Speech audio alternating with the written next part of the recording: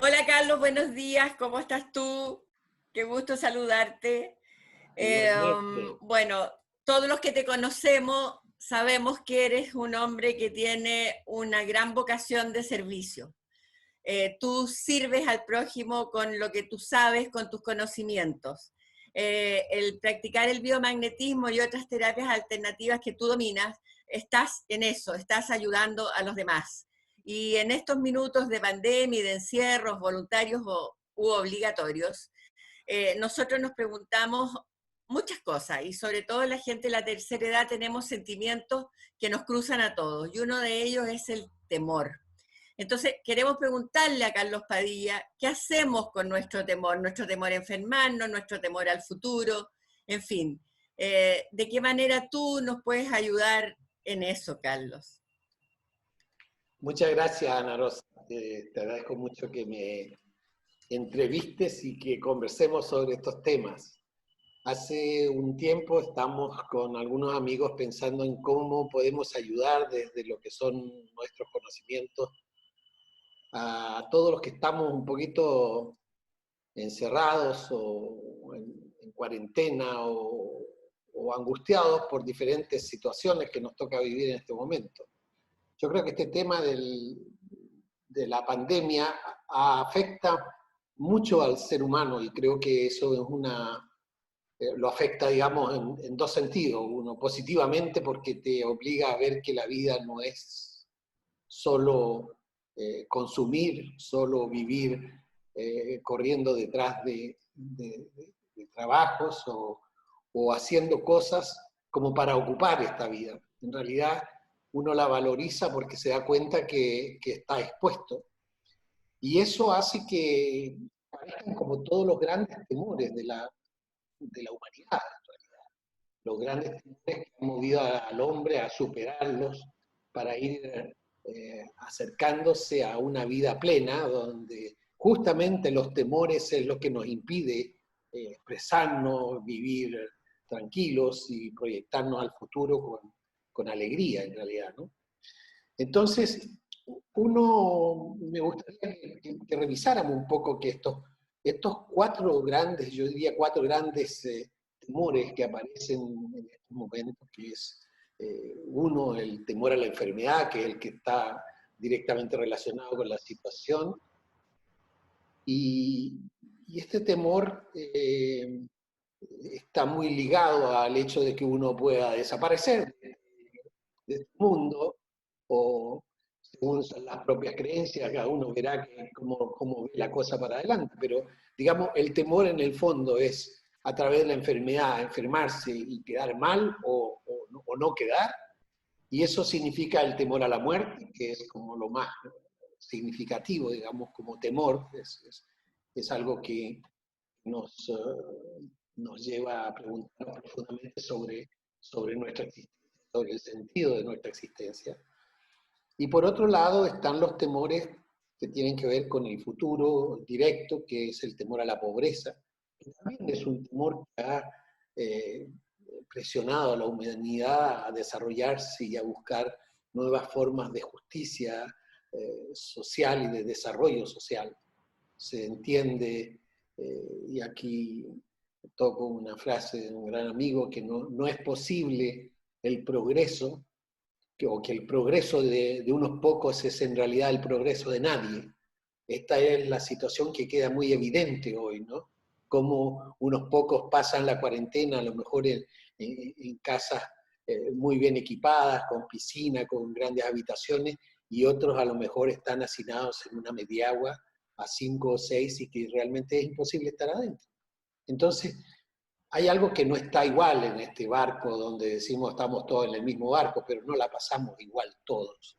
Entonces, creo que el temor a la pobreza, más que eso, simplemente el estado de vivir, porque la gente finalmente se acomoda en cualquier lugar para dormir o para pasar una noche, pero el tema es qué pasa con esto de no tener recursos para comer.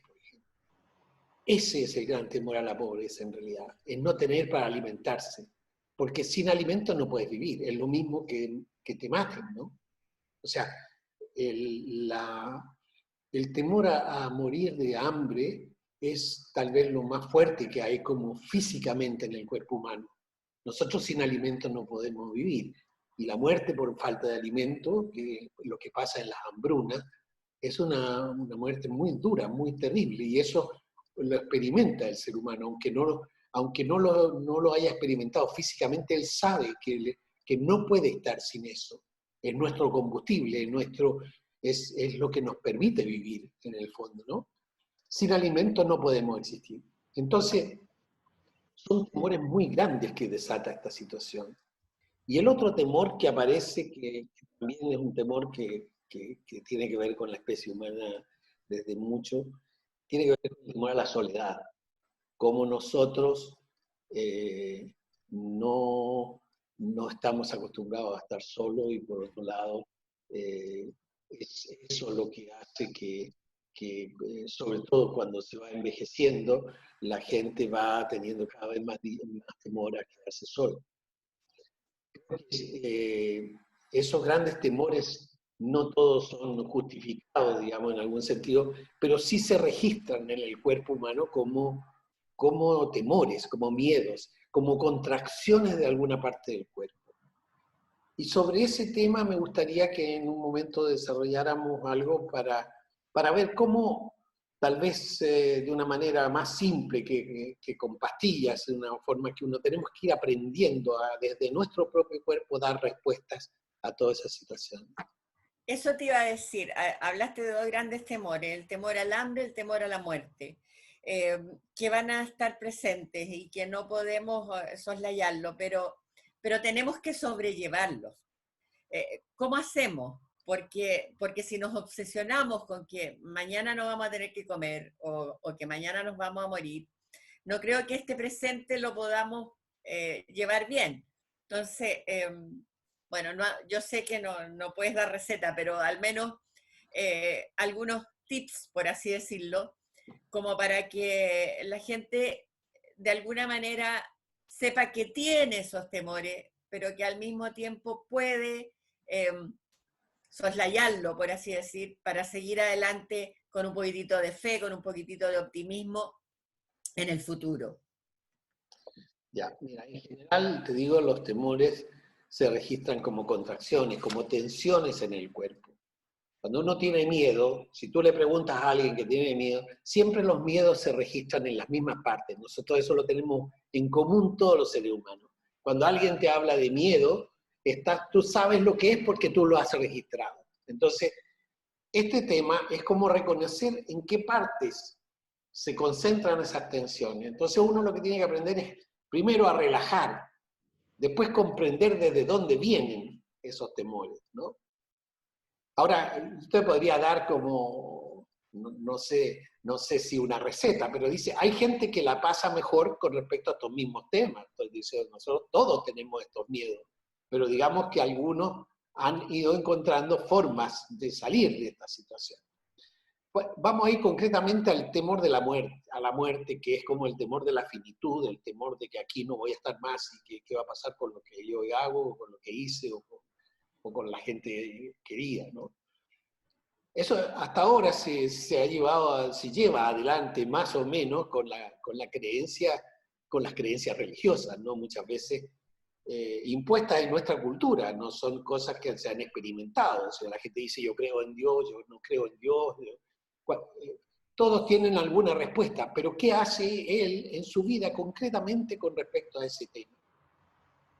Porque muchos te dicen, claro, yo creo en Dios, pero resulta que el Dios te castiga, el Dios te promete un paraíso que no se sabe dónde está. Hay muchas cosas que están en las creencias de la gente. Pero la experiencia del temor lo experimenta uno en el cuerpo. Uno se imagina la situación de cuando no va a estar acá. Entonces, esa necesidad de creer en algo más allá de la muerte es imprescindible primero, para modificar las conductas, y este es un momento de meditación increíble, para modificar nuestras conductas y definir qué es lo que quiero hacer con mi vida, en qué quiero yo aportar en esta vida, para además irme con la tarea cumplida y estar tranquilo. Porque eso es una de las cosas que hace el temor. el temor es como que yo no he sido capaz de hacer lo que debería haber hecho, porque además hay toda una moral. Usted no hizo nada, no aportó, y no es tan así, uno hace lo que puede.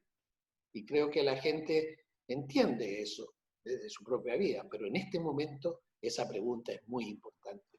Creo que para nosotros la vida cotidiana que estamos llevando es una revisión de qué es lo que hacemos, en qué pasamos nuestra vida, con qué cosas disfrutamos. Que eso tiene que ver con los demás o solamente pienso en mí, en mi egoísmo, en mi centralismo. Entonces, todas estas cuestiones que tienen que ver con el sentido, la orientación que quiero darle a mi vida, es una cosa que es muy personal, pero que es bueno darse cuenta, comprender que el sentido de nuestra vida tiene que ver con los demás. Hoy día nosotros hemos visto cómo este mundo hoy es uno, cómo esta conciencia planetaria ha llegado a tocar hasta los últimos límites del planeta. Entonces, está esto saberse que los límites geográficos, por ejemplo, que los países no existen realmente. Aquí un bichito se desplaza por todos lados y nos pone en jaque. Entonces, creo que es importante, lo más importante diría yo, es esta posibilidad de sentarse y preguntarse qué es lo que yo quiero hacer realmente con mi vida, o quién soy y para dónde voy. Creo que ese es uno de los temas que ayuda a relajar estas contracciones que se producen por estos temores. El temor a la pobreza. Tenemos que entender que tenemos que hacernos cargo nosotros en estas sociedades donde aparece que unos poquitos pueden vivir tranquilos y el resto corre detrás de unas pocas lucas para poder sobrevivir. Hay que cambiar esto. Esto no es un sistema entre socialismo y capitalismo, esto es un sistema que tiene que ver con lo humano, tiene que ver con la necesidad. Fíjate que en España esta semana se fija un decreto para darle un sueldo a todo el mundo. Si no, van a tener 15 millones de personas sin comer. En muy poco tiempo tienen una cesantía enorme, son millones. O sea, la población de Chile es cesante en España. Entonces, ¿cómo hacen para retener a esa gente, para que no salga a robar o a buscar una fórmula para comer? Yo digo, estos magnates que nos manejan, los que manejan estos países, porque son todos multimillonarios, ellos han hecho millones sacando de todos lados, porque honestamente no se han ganado nada. Entonces, creo que es bueno entender que necesitamos cambiar esta fórmula. Aquí, cada ser humano, por el hecho de nacer, debiera tener un sueldo mínimo. Oye, si hay que comprar pañales, hay que darle de comer. Ese ser humano tiene tanto derecho a vivir como tú. Eso Entonces, que hablas ahora, ¿por qué no eso nos que hacemos cargo? Disculpa, te escucho un poco bajo. no, es que te quería decir, apuntabas a los grupos económicos, a los multimillonarios en particular que dominan el mundo, y en eso te quería recordar este millonario, gran empresario, dueño del Banco Santander, que murió, y la hija publicó una frase que decía, mi papá tenía todo el dinero del mundo, pero murió pidiendo algo gratis, el aire, y el dinero se quedó en otro lado. O sea, claro, finalmente el tipo murió porque le faltó el aire, no porque le faltó el dinero, porque se ahogó, porque el virus lo mató, ¿verdad? Ahogándolo.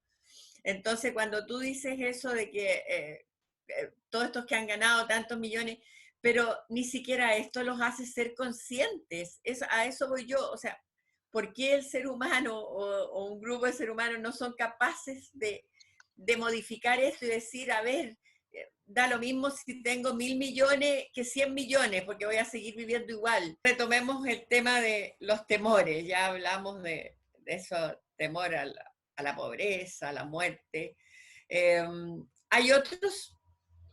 Sí, bueno, hablábamos de estos 4 grandes temores. Está el temor a la enfermedad, que decía yo generalmente está muy ligado al otro temor que tiene que ver con la muerte, pero el temor a la enfermedad también existe mucho, que es esa gente que se dice hipocondríaca, que están viendo enfermedades en cada cosa que les pasa, tienen problemas con el agua que toman, muy preocupados, muy centrados, ¿no? Y eso genera una tensión enorme, enorme porque es la gente que está hoy día con temor a contaminarse, a contagiarse, no quieren que nadie los venga a ver, miran a todos a 3 metros y cualquier persona le parece sospechosa. Esos temores son que alteran mucho la convivencia. Yo me acuerdo acá en Arica empezó todo un temor con la gente que no era de acá, como empiezan a aparecer todas las, las, las plagas de la humanidad, porque en realidad estos son como comportamientos humanos donde el temor te hace comportarte, te hace perder tu equilibrio en realidad, ¿no? Y dar respuestas, empieza a dar respuestas xenófobas o empieza ya a mirar a los vecinos con sospecha y todo el mundo aparece como enfermo. Sobre todo en estos lugares donde hay mucha aglomeración de gente, en los edificios donde puede experimentar la gente que no toca el botón del ascensor o todo ese tipo de situaciones. Se pone todo bien paranoico todo, ¿no? Pero de alguna manera nos va a cambiar la vida de aquí para adelante, porque, no sé, vamos a adquirir costumbres que no teníamos, creo. Sí, tendremos que poner más atención a nosotros y a nuestro medio inmediato, todo el medio que nos rodea. Como que la gente,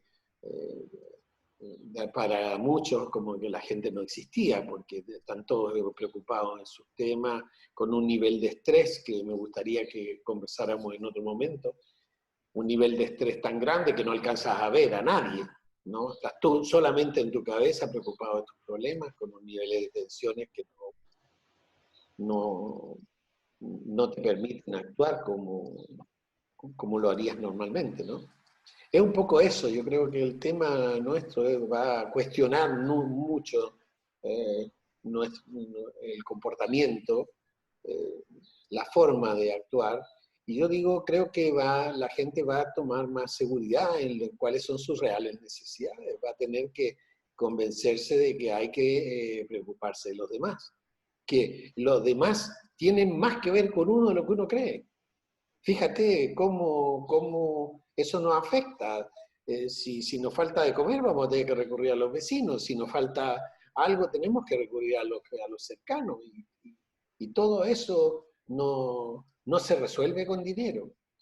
Pero además, el tema de darle a uno un sueldo básico mínimo, que es lo que se aspira hoy en Europa, están pensando en eso.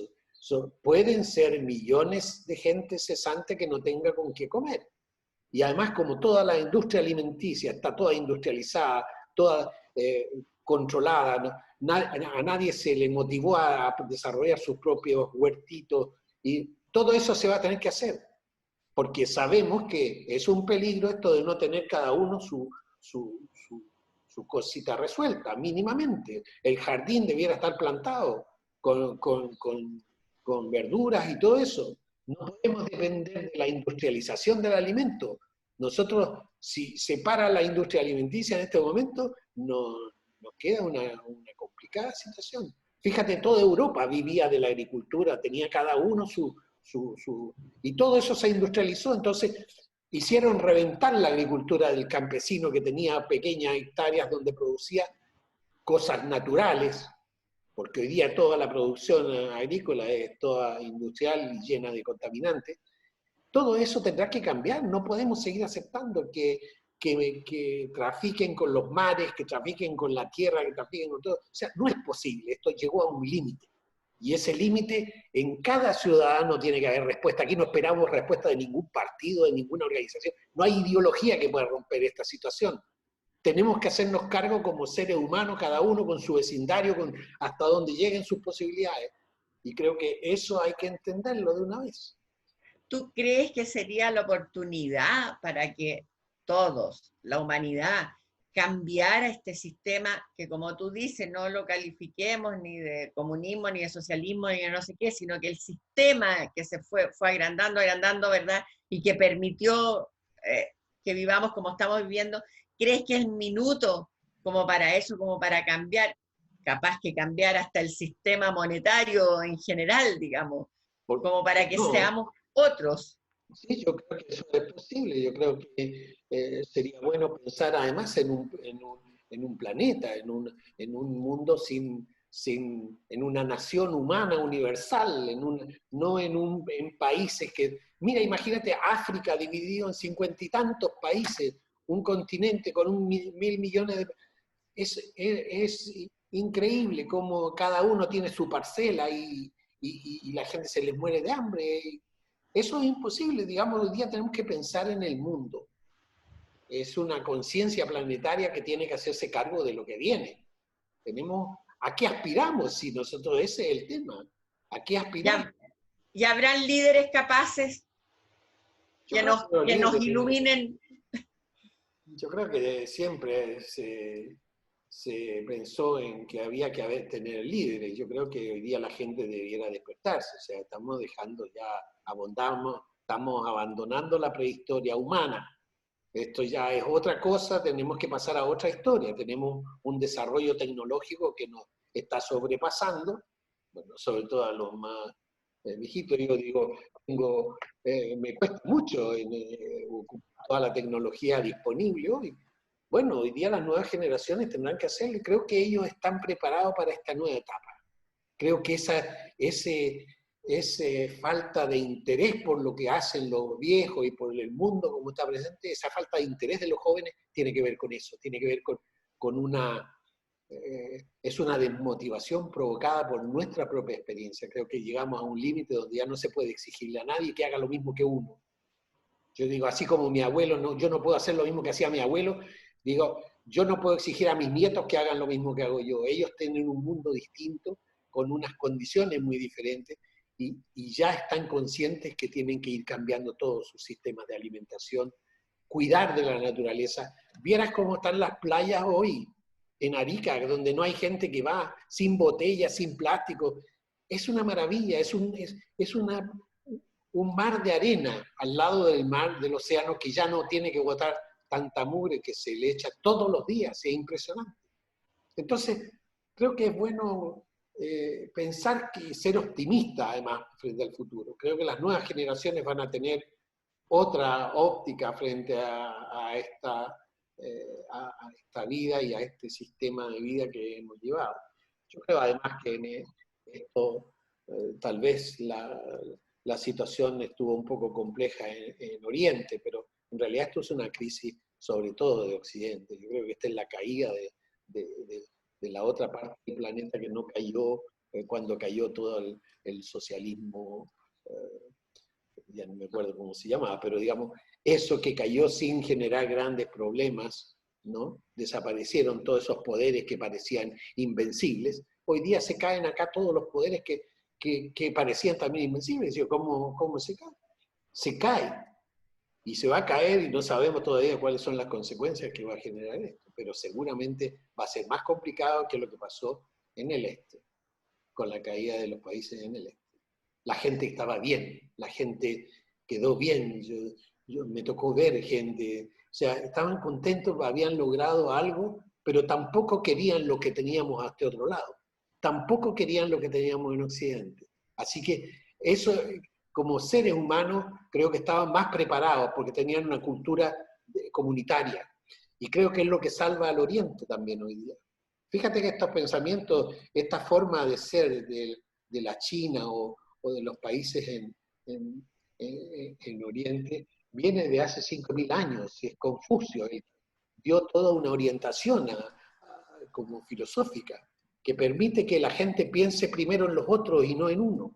Eso es una mentalidad que los salva de todo. Ellos hacen cuarentena y se cuidan porque tienen que cuidar a los demás. No está la mentalidad que a dónde me salvo yo. Eso es muy importante. Es una cultura, esta es la cultura del egoísmo, del autismo, del estar para uno y los demás no importan poco. Es Del muy individualismo. total. Así que bueno, de eso tenemos que aprender, saber que ahí no, esto, mi vida, lo que yo hago con mi vida tiene que ver también con los demás. No es Eso es lo más importante. La falta de conciencia de la gente a mí me impacta. y sobre todo la falta de conciencia de la gente que supuestamente es preparada, es instruida, lo que tú quieras, que ha leído, que ha viajado por el mundo, y parece ser la peor. Bueno, no sé, yo creo, yo puedo hablar un poquito por mí, creo que hay mucha gente que tiene una sensación de que acá se está produciendo algo, hay un despertar de la conciencia, o sea, eso que tú dices no es consciente, efectivamente, tendrá que estar consciente, y además la gente que es consciente de que es necesario hacer esto, tendrá que ir haciendo valer esta posición. Yo digo, mucha de esta gente no milita en ninguna cosa, no hace un aporte donde puede y con lo que puede. Entonces no es el poder lo que mueve a la gente a cambiar estas situaciones. Creo que hay que organizarse, es un tema de organización, de llevar adelante lo que uno quiere hacer y echar una mano ahí donde puede echarla. Eso es un poco. Por ejemplo, tú, ayudándonos No, yo no estoy a de ejemplo. despertar No, conciencias. para nada, no. Digo que uno va superando sus cuestiones igual que todo. No, hay mucha más gente que hace cosas y que llega a mucho más, ¿no? Sí, pero te agradecemos, Carlos, porque tú eres una persona que puede ayudarnos en ese sentido y que nos ayuda a despertar conciencia y que nos ayuda a sobrellevar este momento y por sobre todo te queremos agradecer esa vocación que yo dije al iniciar esta conversación, Muchas tu gracias. vocación de servicio. Muchas gracias, muchas gracias por tu palabra. Te agradezco a ti mucho porque en realidad es muy agradable poder responder a tus preguntas y además que sean temas que te interesen. Yo creo que es lo más importante. No es fácil conversar de estas cosas y que la gente te escuche. Entonces, digo, yo quería hacer esto como un aporte y creo que podemos seguir haciéndolo con temas como el tema del estrés.